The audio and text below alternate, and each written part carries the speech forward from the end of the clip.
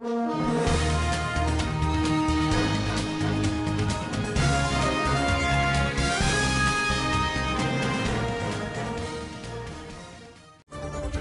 समय बता रहा है उस समय सीडीआर एनालिसिस में इसकी उपस्थिति उस जगह पर पाई गई है।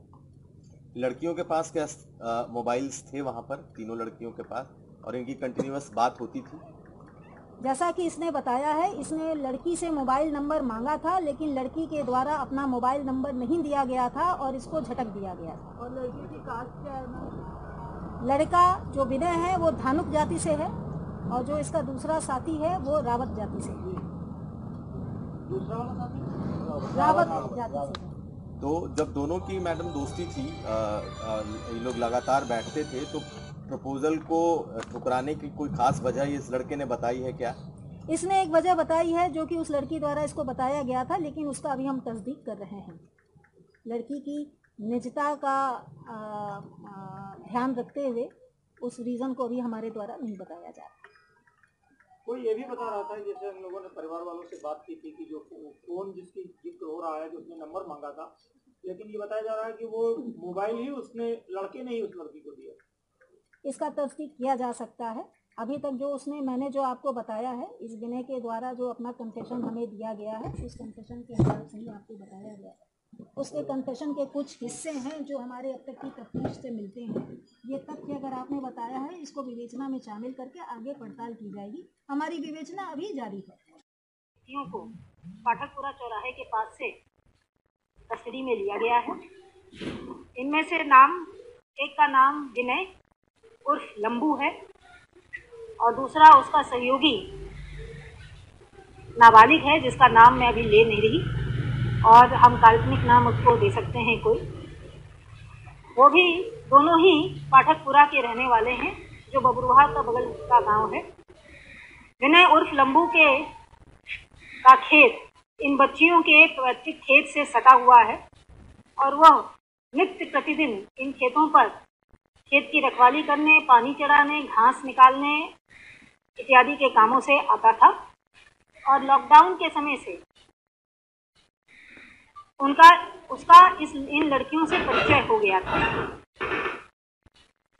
कड़ाई से पूछताछ करने के उपरांत विनय के द्वारा पूरे घटनाक्रम का खुलासा किया गया है। उसके द्वारा कन्फेशन किया गया है। उसके कन्फेशन के मुताबिक लॉकडाउन के समय से उसका इनमें से एक बच्ची के साथ अच्छी दोस्ती हो गई थी। तीनों बच्चियां एक साथ खेतों पर अपने काम से जाती थीं, चारा काटने के लिए और लकड़ी बटोरने के लिए जाती थीं। उसे इनके दिन प्रतिदिन की क्रियाओं के बारे में मालूम था। वो भी उस हिसाब से अपने खेत पर जाता था। खेतों पर ही बैठ के दोनों आपस में बात करते थे। धीरे धीरे विनय को उस बच्ची से प्रेम हो गया और इसका उसने इजहार भी किया। उसने बच्ची से उसका फ़ोन नंबर भी मांगा। लड़की द्वारा अपना फ़ोन नंबर देने से मना कर दिया गया और इससे प्रेम के इजहार को भी नकार दिया गया, जिससे रुष्ट होकर उसने पहले उस पर दबाव डालने की कोशिश की कि वो बार बार प्रपोजल देने से संभवतः या चिट्ठी भेजने से संभवतः लड़की स्वीकार कर लेगी।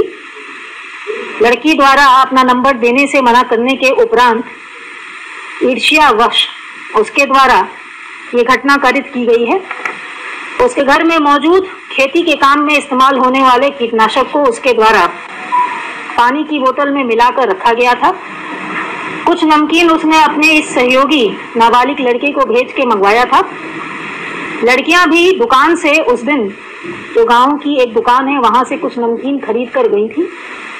इन लोगों ने विनय के खेत के पास में बैठकर नमकीन साथ में खाया, काफी देर गपशप की और उसके बाद विनय ने पानी की उस बोतल को अपनी उस दोस्त लड़की को दिया। लड़की के पीने के बाद उसकी दोनों बहनों ने भी छीनकर वो पानी पिया। विनय ने उनको मना करने की कोशिश की, लेकिन लड़कियों ने नहीं माना और तीनों ने उस पानी का सेवन किया। पानी पीने के बाद लड़कियां बेहोश हो गईं और उनके मुंह से झाग आने लगा, जिस पर विनय और उसका साथी परेशान हो गए, पैनिक में आ गए और उसके बाद वो वहां से भाग गया।